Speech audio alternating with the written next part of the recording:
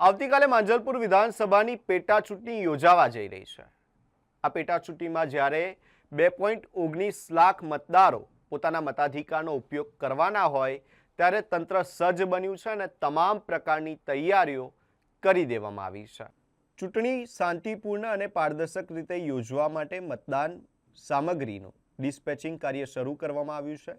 આ પેટા ચૂંટણીમાં અંદાજે 2.19 લાખ મતદારો પોતાના મતાધિકારનો ઉપયોગ કરશે। સમગ્ર મત વિસ્તારમાં કુલ 260 મતદાન મથકો પર મતદાન યોજાનાર છે। ચૂંટણી પ્રક્રિયાને વધુ સુવ્યવસ્થિત બનાવવા માટે આ વખતે પ્રથમવાર મોબાઈલ ડિપોઝિશન સેન્ટરની વ્યવસ્થા પણ કરવામાં આવી છે। ઉપરાંત વરસાદી માહોલને ધ્યાનમાં રાખીને મતદારો અને કર્મચારીઓની સુવિધા માટે વોટરપ્રૂફ ટેન્ટની ખાસ વ્યવસ્થા ગોઠવવામાં આવી છે। કાયદો અને વ્યવસ્થા જળવાઈ રહે તે માટે 1400થી વધુ પોલીસ કર્મચારીઓને તૈનાત કરવામાં આવશે।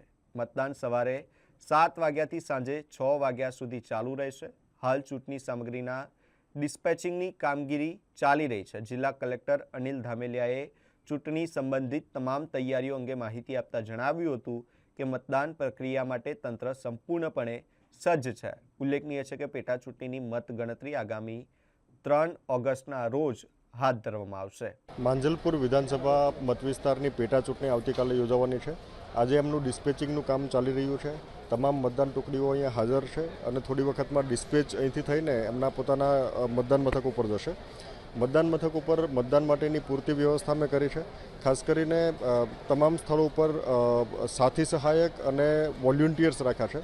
આ વખતે વિશેષ તકેદારીના ભાગરૂપે અમે ત્યાં દરેક મતદાન મથક ઉપર વેબકાસ્ટિંગની વ્યવસ્થા કરી છે। માઇક્રો ઓબ્ઝર્વર્સ પણ સેન્સિટિવ લોકેશન પર હાજર રહેશે।